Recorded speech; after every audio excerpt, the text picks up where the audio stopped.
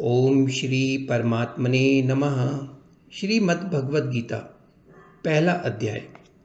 धृतराष्ट्र बोले, हे संजय, धर्मभूमि कुरुक्षेत्र में इकट्ठे हुए युद्ध की इच्छा वाले मेरे और पांडु के पुत्रों ने क्या किया? इस पर संजय बोले, उस समय राजा दुर्योधन ने व्यूह रचना युक्त पांडवों की सेना को देखकर और द्रोणाचार्य के पास जाकर ये वचन कहा, हे आचार्य, आपके बुद्धिमान शिष्य द्रुपद पुत्र धृष्टद्युम्न द्वारा व्यूहकार खड़ी की हुई पांडु पुत्रों की इस बड़ी भारी सेना को तो देखिए। इस सेना में बड़े बड़े धनुष वाले युद्ध में भीम और अर्जुन के समान बहुत से शूरवीर हैं, जैसे सात्विकी और विराट तथा महारथी राजा द्रुपद और दृष्टकेतु, चेकितान तथा बलवान काशीराज, पुरुजित, कुंती भोज और मनुष्यों में श्रेष्ठ शैव्य और पराक्रमी युधामन्यु तथा बलवान उत्तमौजा, सुभद्रा पुत्र अभिमन्यु और द्रौपदी के पांचों पुत्र, ये सभी महारथी हैं। हे ब्राह्मण श्रेष्ठ, हमारे पक्ष में भी जो प्रधान हैं उनको आप समझ लीजिए। आपके जानने के लिए मेरी सेना के जो सेनापति हैं उनको कहता हूँ।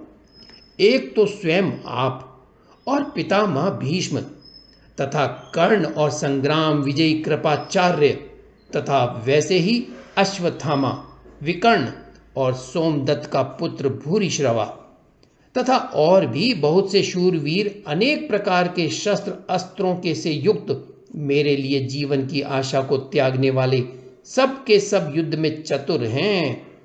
भीष्म पितामह द्वारा रक्षित हमारी वह सेना सब प्रकार से अजेय है और भीम द्वारा रक्षित इन लोगों की ये सेना जीतने में सुगम है।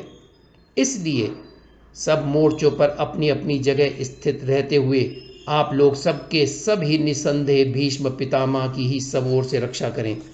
इस प्रकार द्रोणाचार्य से कहते हुए दुर्योधन के वचनों को सुनकर कौरवों में वृद्ध बड़े प्रतापी पितामह भीष्म ने उस दुर्योधन के हृदय में हर्ष उत्पन्न करते हुए उच्च स्वर से सिंह की नाद के समान गरज कर शंख बजाया।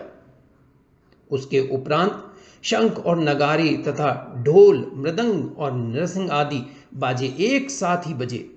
उनका वह शब्द बड़ा भयंकर हुआ। उसके अनंतर सफेद घोड़ों से युक्त उत्तम रथ में बैठे हुए श्री कृष्ण महाराज और अर्जुन ने भी अलौकिक शंख बजाए। उनमें श्री कृष्ण महाराज ने पांजन्य नामक शंख और अर्जुन ने देवदत्त नामक शंख बजाया। भयानक कर्म वाले भीमसेन ने पौंडुक नामक महाशंख बजाया। कुंती पुत्र राजा युधिष्ठिर ने अनंत विजय नामक शंख और नकुल तथा सहदेव ने सुघोष और मणिपुष्पक नाम वाले शंख बजाए। श्रेष्ठ धनुष वाले काशीराज और महारथी शिखंडी और धृष्टद्युम्न तथा राजा विराट और अजय सात्विकी तथा राजा द्रुपद और द्रौपदी के पांचों पुत्र और बड़ी भुजा वाले सुभद्रा पुत्र अभिमन्यु, इन सब ने हे राजन अलग अलग शंख बजाए और उस भयानक शब्द ने आकाश और पृथ्वी को भी शब्दायमान करते हुए धृतराष्ट्र पुत्रों के हृदय विदीर्ण कर दिए। हे राजन, उसके उपरांत कपिध्वज अर्जुन ने खड़े हुए धृतराष्ट्र पुत्रों को देखकर उस शस्त्र चलने की तैयारी के समय धनुष उठाकर ऋषिकेश श्री कृष्ण महाराज से ये वचन कहा, हे अच्युत, मेरे रथ को दोनों सेनाओं के बीच में खड़ा करिए। जब तक मैं इन स्थित हुए युद्ध की कामना वालों को अच्छी प्रकार देख लूं कि इस युद्ध रूप व्यापार में मुझे किन किन के साथ युद्ध करना योग्य है। दुर्बुद्धि दुर्योधन का युद्ध में कल्याण चाहने वाले जो ये राजा लोग इस सेना में आए हैं, उन युद्ध करने वालों को मैं देखूंगा।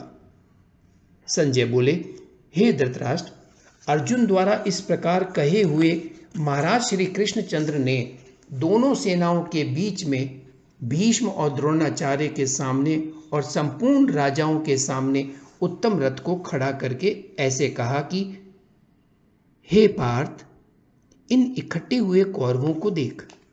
उसके उपरांत प्रताप पुत्र अर्जुन ने उन दोनों ही सेनाओं में स्थित हुए पिता के भाइयों को, पितामहों को, आचार्यों को, मामों को, भाइयों को, पुत्रों को, पौत्रों को तथा मित्रों को ससुरों को और सुहृदयों को भी देखा।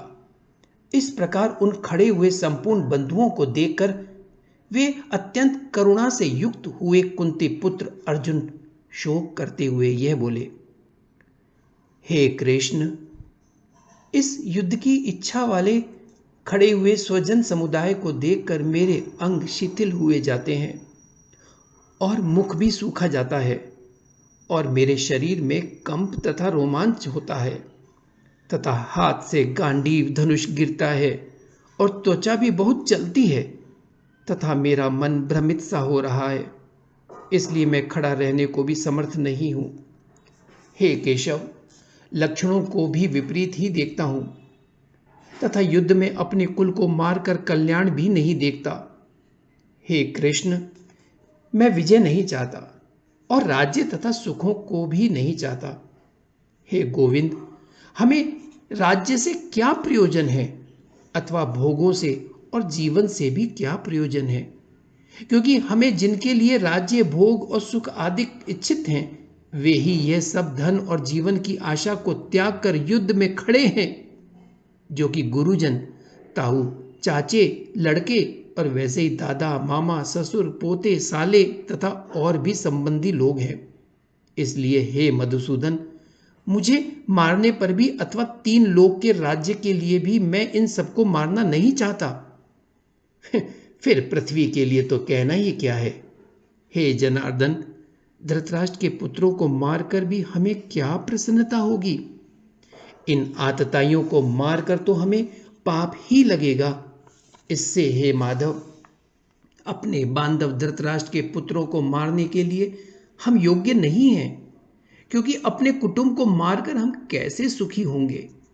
यद्यपि लोभ से भ्रष्टचित्त हुए ये लोग कुल के नाशकृत दोष को और मित्रों के साथ विरोध करने में पाप को नहीं देखते हैं, परंतु हे जनार्दन, कुल के नाश करने से होते हुए दोष को जानने वाले हम लोगों को इस पाप से हटने के लिए क्यों नहीं विचार करना चाहिए, क्योंकि कुल के नाश होने से सनातन कुल धर्म नष्ट हो जाते हैं। धर्म के नाश होने से संपूर्ण कुल को पाप भी बहुत दबा लेता है तथा हे कृष्ण, पाप के अधिक बढ़ जाने से कुल की स्त्रियां दूषित हो जाती हैं और हे वाष्णेय, स्त्रियों के दूषित होने पर वर्ण संकर उत्पन्न होता है और वह वर्ण संकर कुल घातियों को और कुल को नरक में ले जाने के लिए ही होता है। लोप हुई पिंड और जल की क्रिया वाले इनके पितर लोग भी गिर जाते हैं और इन वर्ण संकर कारक दोषों से कुल घातियों के सनातन कुल धर्म और जाति धर्म नष्ट हो जाते हैं तथा हे जनार्दन, नष्ट हुए कुल धर्म वाले मनुष्यों का अनंत काल तक नरक में वास होता है, ऐसा हमने सुना है। अहो, शोक है कि हम लोग बुद्धिमान होकर भी महान पाप करने को तैयार हुए हैं, जो कि राज्य और सुख के लोभ से अपने कुल को मारने के लिए उद्यत हुए हैं।